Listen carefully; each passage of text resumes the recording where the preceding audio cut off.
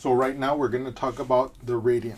Okay, this is one of the most common measurements of angles, and it's I think it's my favorite, and I think it's probably the favorite of most people who like math. Okay, and basically what happens is this. So let's say that I have an angle here.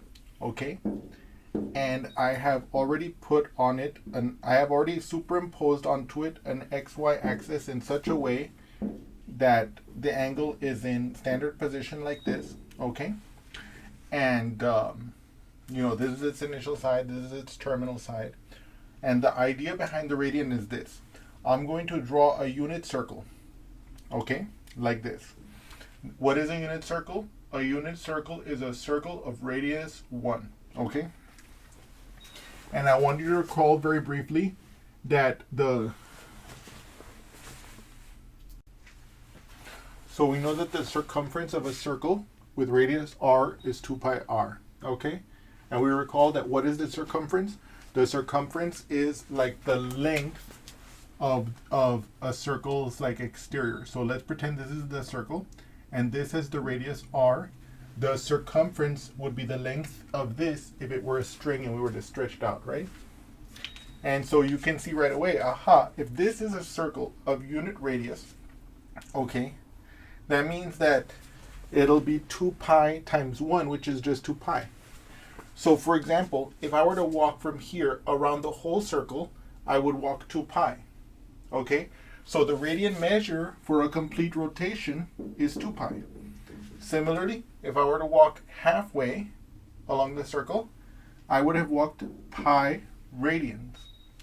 If I walk this much, which is half of that, I've walked pi over 2. And so I think you guys can now see what's happening. The radian measure of an angle is the amount of the length of the segment of arc of a unit circle that is cut off by this angle, okay, like this, okay.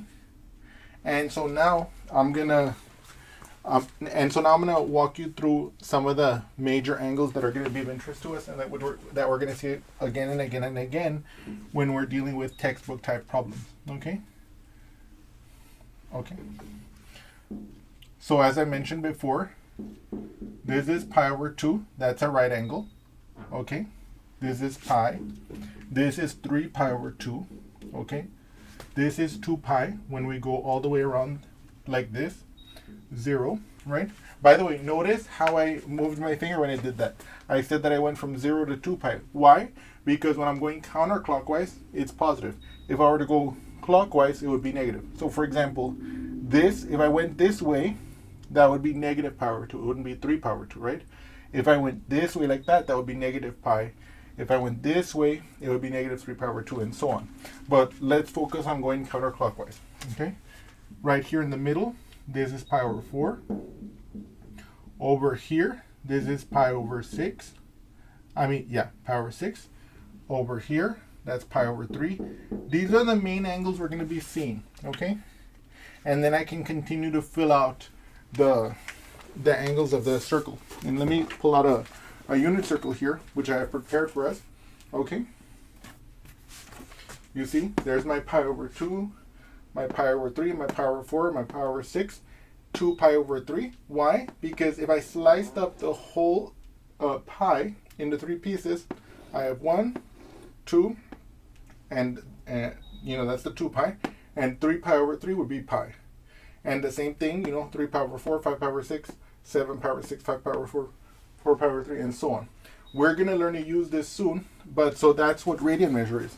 The radian measure of an angle is the length of arc subtended by that angle, okay?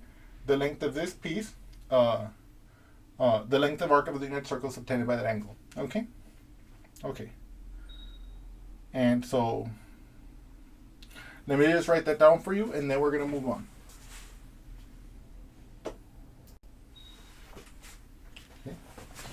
So I want you guys to put this in your book, okay? This is important. I always want to give us a consistent language to talk about all our topics, right? So The radian measure of an angle is the length of arc of a unit circle subtended by that angle, as we saw here, right? We superimpose a unit circle. We saw that because the circumference of a circle with radian r is 2 pi r, we saw that if the circle has radius 1, as it does for a unit circle, the angle of going all the way around once would be 2 pi, because that would be the circumference. Going half would be pi, right? Going a quarter would be pi over 2. And then these are going to be the other main angles. This is by no means exhaustive, of course, but that's what these numbers mean. That's what these numbers mean. They mean that, for example, if I have an angle here of measure pi over 3, that means that the length of this little arc is pi over 3. Okay? And in any case, I hope that this has helped you, and I look forward to seeing you again soon. Thank you.